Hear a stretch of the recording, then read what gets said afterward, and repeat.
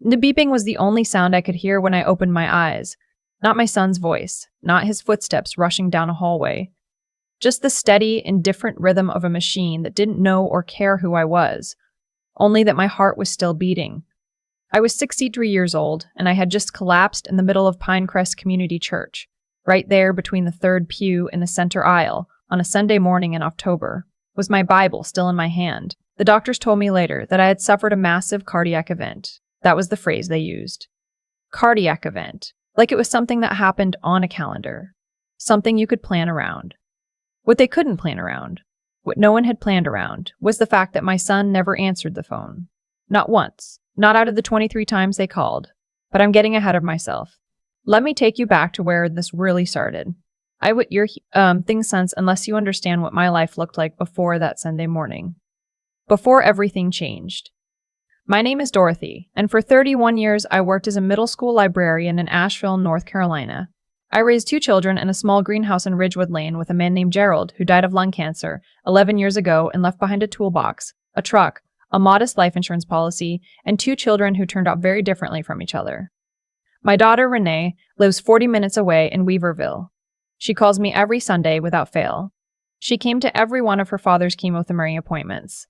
She is the kind of person who remembers that you take your coffee with 1 sugar and no cream, and she never makes you feel like a burden for needing anything. My son Marcus lives in Scottsdale, Arizona with his wife Tiffany and their 2 children, Bryce and Madison. Marcus is 40 years old. He is a project manager at a tech company. He makes, by his own repeated mention, very good money. He bought a house with a pool. He drives a car that costs more than I made in 2 years of teaching. He calls me on my birthday and sometimes at Christmas, and almost always when he needs something. I want to be honest with you because this story deserves honesty. Marcus was not always this way. When he was young, when Gerald was still alive, he was tender-hearted. He used to bring me dandelions from the backyard like they were roses. He cried at the end of Charlotte's Web. He was a good boy, and somewhere along the road to becoming a successful man, something in him quietly closed. I told myself for years that it was Tiffany's influence, that it was the distance, that it was the culture out there in Arizona, the way people seem to measure everything in dollars and square footage. I made excuses the way mothers do, stitching together explanations to cover the holes that love alone couldn't fill. But that Sunday in October taught me something that no amount of excuse-making could undo. It was a beautiful morning. The kind that makes you believe in things. The light came through the stained glass and laid itself across the floor in colors, amber and blue and the deep red of old wine. Pastor Graves was 3 sentences into his sermon on the Book of Ruth when the room tilted. I remember thinking how strange it was. The tilting. Like the whole church had decided to lean sideways, just gently. Just enough to make me reach for the back of the pew in front of me. And then I wasn't reaching for anything anymore. I was told later that Sister Pauline, who has sat 2 rows behind me for 15 years, was the one who caught me before I hit the floor. That she held my head in her lap and kept saying my name until the ambulance came. That she rode with me to Mission Hospital and stayed until they wheeled me into surgery. And that she called my daughter Renee from her own phone because she had her number memorized from the church directory. Renee was there within the hour with. The hospital staff had been trying to reach Marcus the entire time. 23 calls. I want you to hold that number for a moment. 23 calls to a son whose mother was in surgery. Calls that were made from 2 different numbers. The hospital's main line and the direct line of my attending physician, Dr. Okafor. Dr. Okafor, who is a patient man, told me with careful words and a carefully neutral expression that he had been unable to reach my son during the critical window. The calls started at 9:47 in the morning. Marcus did not respond until 6:15 that evening. By then I was out of surgery. By then Renee had already spoken with the surgical team twice. By then Sister Pauline had gone home, returned with a container of homemade soup for Renee, and gone home again. When Marcus finally called back, he did not call the hospital. He called Renee. She told me what he said. I'm going to tell you exactly, because I think you deserve the exact words. He said, I saw the missed calls, but we were at the resort in Sedona and I didn't have great reception. Is Mom okay? We're heading back Monday. Sedona. They were at a resort in Sedona. I want to be very clear, I do not begrudge my son a vacation. I do not expect him to sit at home waiting for his mother to have a medical emergency. What I am telling you is what he said next, when Renee told him I had been in surgery for 4 hours and that it had been a serious cardiac event and that I was stable now, but they didn't know yet the full extent of the damage. He said, okay, tell her I'll call tomorrow. And then he went back to his resort in Sedona. I didn't know most of this while it was happening. I was unconscious, and then I was in a recovery fog, and then I was slowly, painfully reassembling my sense of where I was and what had happened to me. The first clear moment I remember is waking up in the early afternoon and seeing Renee asleep in the chair beside my bed, still wearing the yellow cardigan she'd had on when she rushed from her own Sunday morning, a half-eaten granola bar on the table beside her reading glasses pushed up on her forehead. She had not left. My heart, the damaged, repaired, stubborn muscle that it is, did something complicated when I saw her. Something between grief and gratitude that I don't have a clean word for. I did not ask about Marcus right away. Some part of me already knew the shape of what I would hear, the way you sometimes know the ending of a story before you're told it. I asked instead for water, and for Renee to please call Dr. Okafor, and for someone to tell Sister Pauline that I was awake. The truth about Marcus came in pieces over the next 2 days, as my mind cleared and Renee gently, carefully filled in the gaps. She tried to soften it. That is who Renee is. She would soften a hurricane if she could. But the facts were what they were. 23 missed calls. A resort in Sedona. Tell her I'll call tomorrow. He did call the next day. A 7-minute conversation in which he asked about the surgery, expressed relief, mentioned twice that he had been worried, and then pivoted to asking whether I had thought any more about my plans for the house. My plans for the house. I should explain. Gerald and I bought our home on Ridgewood Lane in 1987 for $84,000. In the year since Gerald passed, the neighborhood transformed. Young families moved in. Coffee shops opened. The school ratings climbed. Young families moved in. Last year, a real estate agent left a card in my mailbox with a handwritten note saying she had buyers interested in the street and that comparable homes were selling for well over $380,000. I had told Marcus this, mentioned it the way you mention things to your children, not as an announcement, but as conversation. I should have understood sooner what it meant to him that I had mentioned it. So there it was. His mother had just come out of open-heart surgery, and within 24 hours he was asking about the house. I said I didn't have any plans. He said he'd been doing some research and that Scottsdale had excellent cardiac care facilities, top of the line, and that it might make sense, practically speaking, just practically speaking, for me to consider whether staying alone in a large house in Asheville was really the wisest choice at my age, given my health. I said, I appreciate your concern, Marcus. I did not say what I was thinking. What I was thinking was that he hadn't come. That he had been 45 minutes from an airport because there is an airport in Sedona, and there is certainly an airport in Scottsdale, and there are flights from both of them to Asheville, and none of that had crossed his mind while his mother was in surgery. I lay in that hospital bed for 6 days. Renee was there every single one of them. She brought me things from home, she spoke with my doctors. She took notes in a little spiral notebook she keeps in her purse and asked questions I wouldn't have known to ask. She canceled her own work commitments without, as far as I could tell, a single complaint. Marcus sent flowers on day 3. They were beautiful flowers, an expensive arrangement, the kind with lilies and eucalyptus, and they arrived with a card that said, Thinking of you, Mom. Get well soon. Love, Marcus, Tiffany, Bryce, and Madison. I looked at those flowers for a long time. There is a woman in my church named Gloria who lost her husband 2 years ago, and has since become one of my closest friends. She is 71, sharp as a tack, and has what she calls a very low tolerance for nonsense. When she came to visit me on day 4 and I showed her the card, she read it once, set it back down, and said, Dorothy, I need you to listen to me very carefully. And then she said something I have been thinking about ever since. She said the people who send flowers instead of coming are telling you something. Don't ignore what they're telling you. I had already been thinking about a lot of things, lying there in that bed. You do, when something like this happens. When your heart stops cooperating and the ceiling of a hospital room becomes your view for nearly a week, and the noise of machines replaces the sounds of your regular life, you think about things you've been putting off thinking about. I thought about Gerald, and the way he held my hand in the last months of his life with a grip that was still strong, even when the rest of him wasn't. I thought about Renee asleep in that chair. I thought about Sister Pauline's soup. I thought about what I wanted the next chapter of my life to look like. Who I wanted in it, what I wanted to protect, and what I had been carrying for too long. I thought about my will. I had written a will 12 years ago, shortly after Gerald died, when a lawyer friend at church told me I really ought to have one. At the time, I'd divided everything equally, the house, the savings, the small investment account Gerald had left behind, half to Marcus, half to Renee. It had seemed right. It had seemed fair. They were both my children. But lying in that hospital bed, I thought about fairness differently than I had 12 years ago. Fairness, I had come to understand, is not the same as equality. Equality says you split things down the middle regardless of what anyone has done or been. Fairness takes into account the weight of the years. The Sunday phone calls. The granola bar left half-eaten on a hospital table by a daughter who couldn't bring herself to leave. I didn't make any decisions in the hospital. I'm not the kind of person who makes major decisions when I'm physically compromised and emotionally raw. I stored the thoughts away, the way I used to file books, carefully, in a place I could find them again. I came home on a Thursday. Renee had cleaned my house before I arrived. She had stocked the refrigerator with soft foods the doctor had recommended and set up a little station by my armchair with my medications, a water bottle, and a notebook in case I wanted to write things down.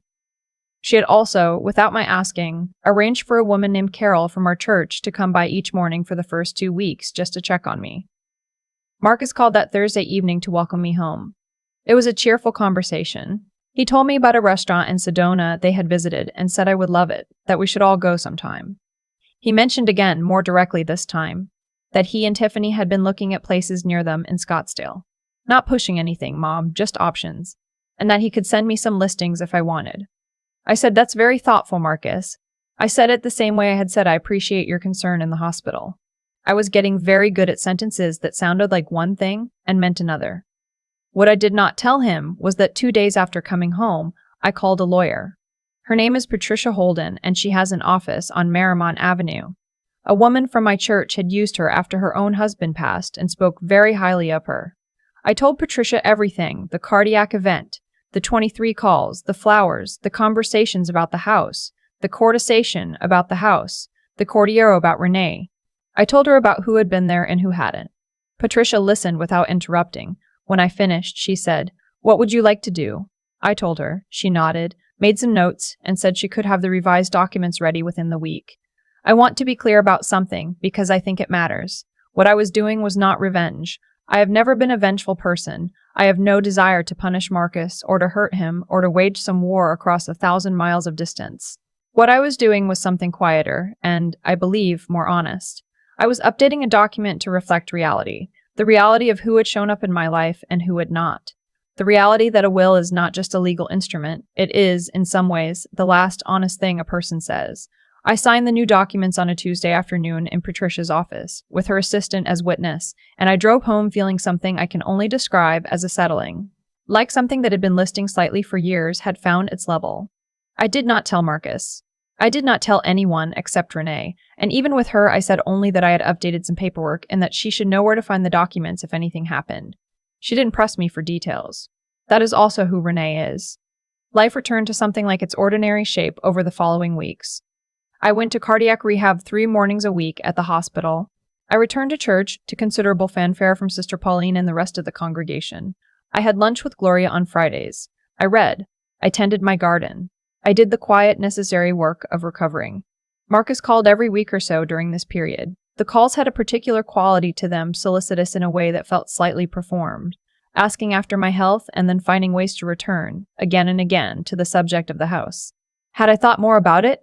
Had I gotten it appraised? Did I know what the market was doing in Asheville right now? I answered his questions honestly and without volunteering anything he hadn't asked. I had thought about it. I knew what the market was doing. I had in fact spoken to a real estate agent, but not, as Marcus seemed to assume, as a prelude to selling. I had spoken to her because I was thinking about giving the house to Renee, not selling it, not splitting the proceeds, giving it to Renee, outright, as a gift I wanted to make while I was still alive and could see her receive it. I told Renee this on a Friday in December over lunch at the kitchen table. I had made chicken soup, the real kind, from a whole chicken, the way my mother taught me, and we were sitting across from each other the way we had sat across from each other the way we had sat across from each other 1,000 times, and I told her what I had decided. She cried. She told me I didn't have to. I told her I knew I didn't have to. She said it wasn't fair to Marcus. I told her that I had thought about fairness very carefully, and that I believed this was the fairest thing I could do with what I had. That I was giving the house to the person who had earned the right to call it home. She held my hands for a long time after that. Neither of us said anything. We didn't need to. The paperwork for the property transfer was completed in January. Marcus found out in February. I don't know exactly how he found out. My guess is that property transfers are public record, and perhaps someone, a friend, an acquaintance, someone who knew enough to look, saw it and mentioned it. Or perhaps he had been paying closer attention to the Asheville real estate market than I realized. He called me on a Thursday evening. I knew from the first second of his voice that he knew. He was not angry, exactly. That is not quite the right word. He was controlled in the way people are when they are very angry and trying very hard not to show it. He asked me if it was true. I said yes. He asked why. I told him that I had thought carefully about what I wanted to do with my estate and that I had made the decisions I believed were right. He said, "Mom, that house is worth almost $400,000. I said, "I know what it's worth, Marcus." He said, "Did Renee ask you to do this?" I said, "Renee had nothing to do with this decision. This was mine." There was a long silence. And then he said something that I have turned over in my mind many times since. Something that I have turned over in my mind many times since. Something that arrived like the confirmation of a thing I had long suspected but hoped I was wrong about. He said, "After everything I've done for this family. After everything I've done for this family." I thought about 23 missed calls. I thought about a resort in Sedona. I thought about flowers that arrived on day 3 with a printed card. I thought about every conversation in the months since my surgery that had circled, somehow, back to the house and what it might be worth. I said, "Marcus, I love you. I will always love you. But love has to be shown. It can't just be assumed." He hung up. Not violently. Just done. Tiffany called the next morning. Our conversation was longer and more elaborate and involved phrases like family legacy and what your father would have wanted and how this looks to the children. I let her speak. I said very little. At the end, I said, "I appreciate you sharing your perspective, Tiffany," and she understood from my tone that the conversation was over. Renee called that same evening, upset, saying she had heard from Marcus and wanting to know if I was all right and asking again if I was sure. I told her I was sure. I told her I had never been more sure of anything. And then I said to her what Gloria had said to me, lying in that hospital bed looking at a card that said "Get well soon." I said, "The people who show up are the ones who matter. You've always shown up, Renee. For your father. For me. For every hard thing that has needed someone to stand next to it and not flinch. That is worth something. That is worth a great deal." She was quiet for a moment. And then she said, "I love you, Mom." I said, "I know you do. I've always known." It has been 4 months since that conversation. Marcus and I have spoken twice, brief, careful exchanges that have the texture of a ceasefire rather than a relationship. I don't know what the future of that looks like. I hold it with open hands, the way you hold things you cannot control. What I do know is this: I wake up every morning in the house on Ridgewood Lane, in the room where Gerald and I slept for 30 years, with the same light coming through the same curtains, and I feel not happy, exactly, because happiness seems too small a word for something this hard won, but right. I feel right. I go to cardiac rehab. I go to church. I have lunch with Gloria on Fridays. Sister Pauline calls to check on me, as she has since October. Carol still stops by on Tuesday mornings, and we have graduated from check-in visits to something that looks more like friendship. Renee is talking about putting a garden bed along the south fence in spring. She wants to grow tomatoes. Gerald always grew tomatoes on that fence, and for years after he died, I couldn't bring myself to plant anything there. Now I find that I can. If you are watching this and you have a parent who is getting older, I want to say something to you directly, not as a rebuke, as someone who has been on the other side of a phone that kept ringing. I want to tell you that the time you think you have is not guaranteed, that the calls you mean to return pile up in ways you cannot undo, that the person waiting in the hospital is not waiting forever. Show up, not because they have money, not because they have something you want. Show up because they are your people, and that is what people do for each other. And if you are a parent who has carried too much for too long, who has made excuses and swallowed hurt and told yourself that it's fine, it's all fine, I want you to hear this. You are allowed to update the story. You are allowed to let the document reflect the truth. You are allowed to give what you have to the people who have been there, really there, and to do it without apology or explanation or waiting for someone's permission. I collapsed on a Sunday morning in October with my Bible in my hand, and when I woke up, the face I saw was the right one.